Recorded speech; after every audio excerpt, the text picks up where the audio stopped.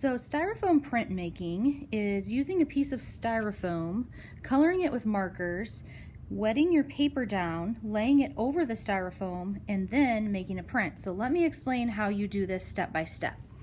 First of all, over in the printmaking area, you have a black tray that looks like this.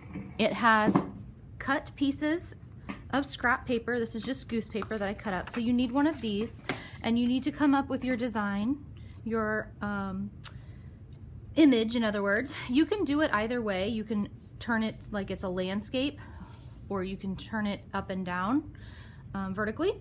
You can draw any object you want. You do not want to make writing, because writing will come off backwards. Do not write on this, because I will not let you start your styrofoam with words on it. So it has to be an image of some sort. So I went ahead and drew my image and worked it all out on this paper. And then when you finish that, have me check it, because if I say yes, this is gonna work, no problem, you can move on to the next step, which the next step then is to get a piece of this styrofoam. It is behind the paper where this black tub is. There's a little box that has the styrofoam sheets in it. You'll take the styrofoam sheet and your drawing, and I will give you some tape to just tape it to the styrofoam. You're gonna wanna kinda tape it where there's not drawing. So we'll put a couple pieces of tape on the top or the bottom or the left and the right. And then once you have it taped on here, you're actually gonna take your pencil and just trace over your drawing. So I'm gonna go ahead and lightly do it on this piece just so you can see what's gonna happen. But you wanna press down into the styrofoam your design. So that's why this step is next, so you can transfer it into the styrofoam. You want your pencil to be dull, not really sharp, because you don't want it to tear your paper and tear your styrofoam. So it's actually a good thing if you don't have a really sharp pencil. Okay, once you think you are finished tracing everything, I always kind of lift it up and look underneath to make sure I didn't miss any of my details on my drawing. And then once I know I have gotten it all, I go ahead and remove the tape and then take this off. Now I did not tape it because I didn't grab tape before I started recording, so I just had to hold it really still. So once you take the tape off and your paper off, now the second step is to actually go back over it on the styrofoam and make these lines deep. In other words, this is gonna actually press into the styrofoam an indentation. Before, you kind of just had a light mark, and it's too not deep enough, I guess. And so you really need to go back and put a good indentation on the styrofoam so that you have sort of like a wall in between your colors when you get ready to color this.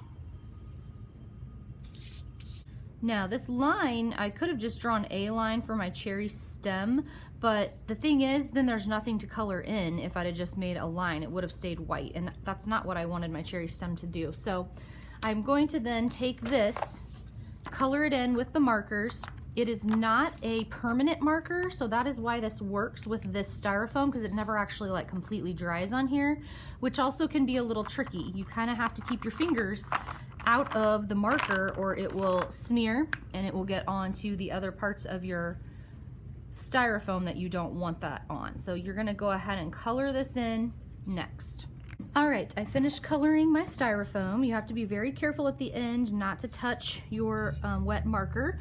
And if for some reason the time is up and it's time to clean up, you can still leave this on your seat sheet until the next week. You may have to touch it up a little bit if it tends to come off on your other seat sheets or your folder or something, but it's going to just stay wet because it's on styrofoam. So over in the printmaking area, again, where you got this paper and your styrofoam, I have a bowl that has sponges in it, and then I have a stack of these bowls that you can get a little water put in, because you need to have a wet sponge, but you need to squeeze it out so it's just like damp. You don't want it soaking wet.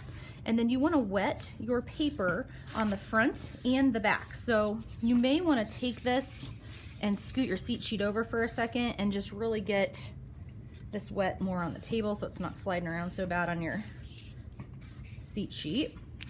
Dampen the front and then dampen the back of the paper and kind of squeeze it out again. There's a little bit of a trick to this. You don't want the paper so soaking wet that all your marker wants to just bleed, but you want the paper damp enough to lift the color. So I just lightly wet the front and the back, and before it gets too dry here, let's scoot this back over, and you're gonna lay your damp paper right on top, and you wanna just lay it down, and then you just kinda wanna rub it gently with your hands, holding it tight with the other hand, and then you can switch. But if you lift this up or if this slides a little bit, it may smear your image. So you've got to kind of have a good hold on the paper and the other hand, while the other hand does the little rubbing part. Okay, so make sure you get all the edges and you get all of the middle.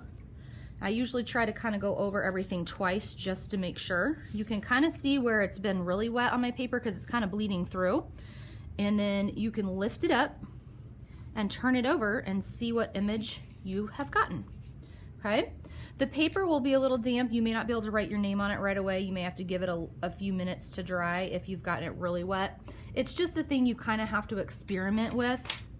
But what's cool about this is you can make this over and over again. That's what's cool about printmaking, is you don't have to draw this cupcake 100 times. If you want to make cards, you can print as many as you want and you have the same image. So I can go back and color this again the same way I did it, or I could even change it. I could make the background, if I don't like the orange background, I could make it a different color. I could do it a purple background.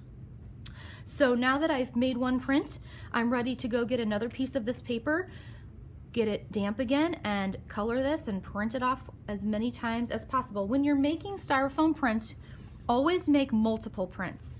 I always say to kids, make 3 good prints, and then you can take a picture on Artsonia of which one is your absolute best. You don't have to take a picture of all of them, okay? Oh, one more thing before we go. This is why I said not to do words. Did you notice that the stem on my styrofoam sheet was going this way? And when it printed off, it's going the opposite way. That's exactly why I said do not write words on it, because they have to not only be backwards, but they have to also be flipped. So that's very difficult to do without messing up. And so that's why I say just pick an image, not a cupcake, because that's what I picked. You pick something else, and make a colorful image. You want everything colored in. You don't want white space because your lines are going to be white.